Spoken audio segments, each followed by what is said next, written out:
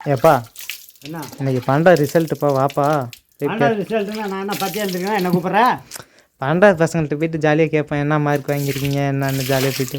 பைசங்கிட்ட பையா அதெல்லாம் போய் கேட்கப்படாதா? யா அதெல்லாம் கொரோனாவுக்கு பயந்தாலும் பயப்பில்லை, இந்த ரிசல்ட் இன்னைக்கு பயந்து கேட்பாங்க.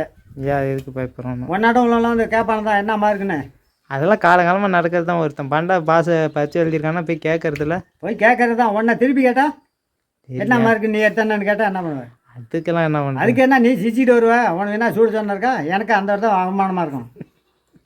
ஐயோ இப்போ லிசட்டை சொல்கிறேன் தம்பிகளா கேளுங்க. 12ஆவதுல 3 ஃபெயிலு. 3 தான் பேர். இப்போ யார் அந்த கேட்டா? ஃபெயிலானு கூட எனக்கு பிரச்சனை இல்லை. அன்னைக்கு போய் கிரிக்கெட் விளையாடுறான் பாரு, அது வாலிப வயசு. அது வாலி வயசு. அடிச்சு அடியில் ஊட்ட விட்டான் மினிப்போவிலேருந்து. சரி வாப்பா போய் கேட்போம் என்கிட்டயாது. நான் சொல்கிறேன் தம்பிகளா, இவன் வந்து ரிசல்ட்டு உங்களை கேட்டாக்க நீங்கள் எதுவும் சொல்லாதீங்க. மறுபடியும் 12ஆவதுக்கு மேலே என்னென்ன படிக்கலான்றது கேட்டுறாதீங்க. இவனை உங்கள் காலை தொட்டுனாலும் கும்பிட்றப்பா. கேட்டால் இவனை காலில் ஆள் கீழே காலை ஊனி நடக்க மாட்டான், பறப்பான். ஐயோ நம்மளையும் பார்த்து கேட்டிருக்காங்களே அப்படின்னு. அது மாதிரிலாம் கேட்டுறாதீங்க இவன்கிட்ட.